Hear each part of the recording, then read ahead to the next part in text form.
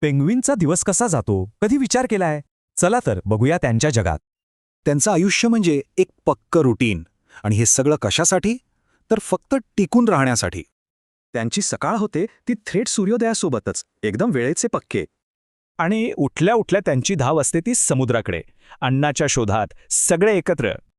आणि त्यांच्या मेन्यूमध्ये काय असतं? तर भरपूर मासे आणि छोटे क्रिल. दिवसभराची शिकार संपली की रात्र व्हायच्या आत सगळे सुरक्षितपणे घरी परत.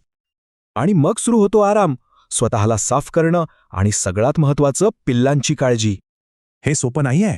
अंटार्क्टिकमधलं जीवन म्हणजे रोज एक नवीन आव्हान असतं. म्हणूनच हा त्यांचा दिनक्रम म्हणजे जगण्यासाठी शोधलेला एक हुशार मार्ग आहे. तर काय आहे ही स्ट्रॅटेजी? अन्न शोधणं, पिल्लांना सांभाळणं आणि आपल्या घराचं रक्षण करणं. रोजचा संघर्ष, रोज तीच धावपळ. मग उद्या काय वेगळं असेल हाच प्रश्न आहे.